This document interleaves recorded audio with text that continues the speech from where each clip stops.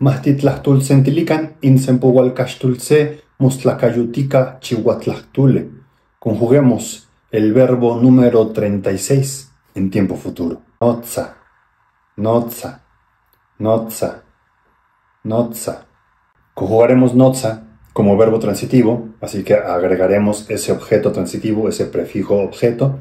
Y recuerden que para tiempo futuro se agrega una z al final del verbo y esque para plurales. Niknotzas, niknotzas, niknotzas, tiknotzas, tiknotzas, tiknotzas, kinotzas, kinotzas, tiknotzaskej, tiknotzaskej, ankinotzaskej, ankinotzaskej, kinotzaskej, kinotzaskej. Ahora le agregaremos a notza un prefijo indefinido de sujeto, te, que significa a alguien.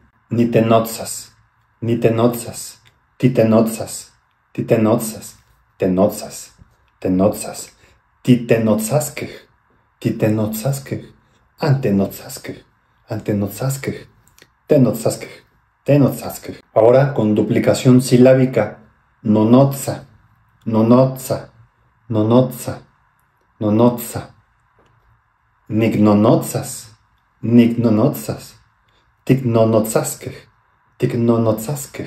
Ahora con un propositivo tiuj, que significa voy, como una forma auxiliar y progresiva del verbo yauj. Nignonotzatiuj, nignonotzatiuj, nignonotzatiuj, tiknonotzatiuj, tiknonotzatiuj, kinonotzatiuj, kinonotzatiuj, tiknonotzatiuj, tiknonotzatiuj, ankinonotzatiuj, ankinonotzatiuj, kinonotzatiuj, kinonotzatiuj.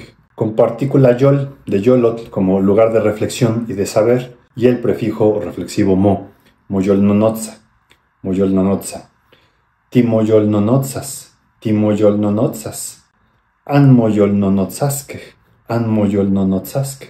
Toca tote que escalante, satepan titotasque, y pan oxe nahuatlachtol nemachtilistli.